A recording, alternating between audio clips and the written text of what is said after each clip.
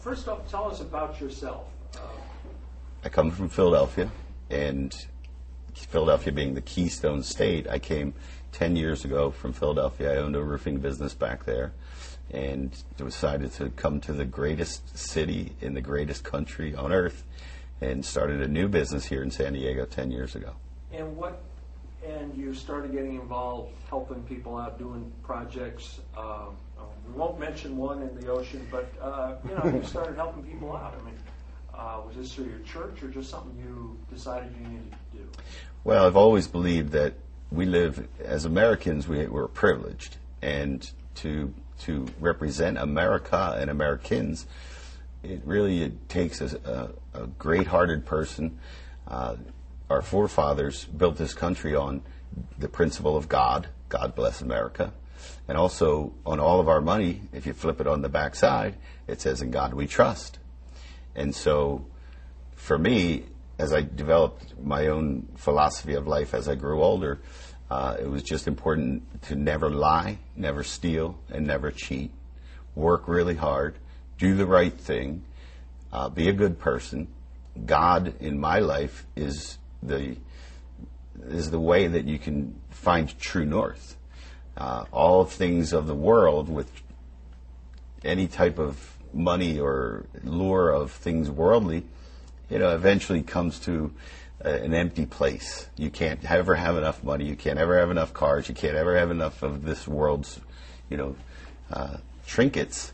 But when you find goodness in your heart and God in your heart, it's a fulfilling thing that no one can, you can't buy and no one can take from you.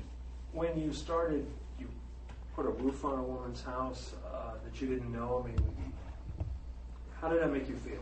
And what was the response you got from your friends and people? Well, it's interesting.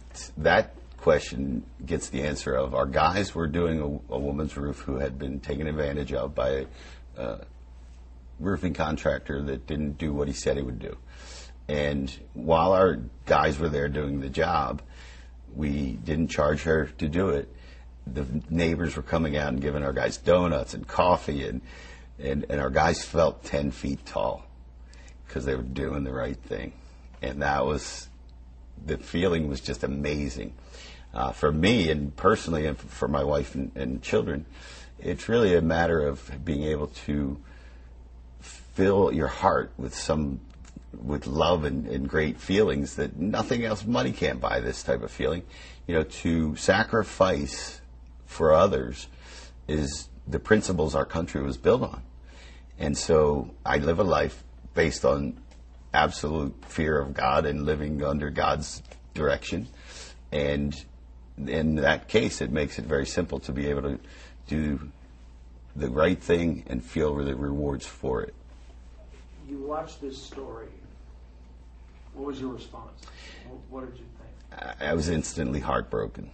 And the reason why is when I saw her tears, this woman did things by the book. It appeared to me as though she had done everything she could to do the right thing, and she's an honorable, hardworking woman, and she turned to certain folks to try to correct what we're all suffering, and frankly, my own company as well at this time is financial strain.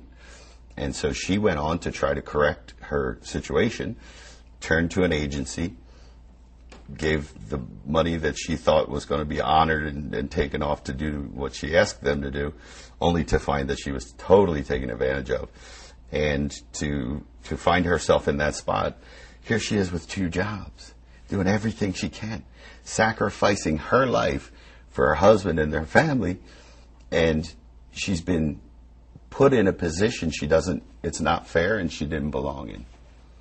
And it really hurt my feelings. That was something that I felt like that was the moment where I thought someone has to intervene.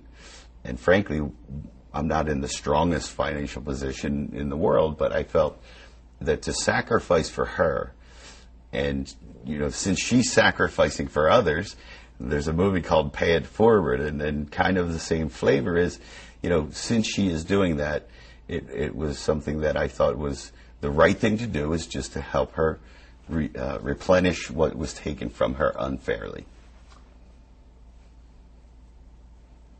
if everyone did that, the world would be a better place. You know, that's what the thing about it, in my opinion, is that we live in a world where America, God bless America, greatest country in the world. We live in the greatest city in the world, San Diego, California. My opinion is that the ratio of bad people versus good is 100,000 good people to one bad person.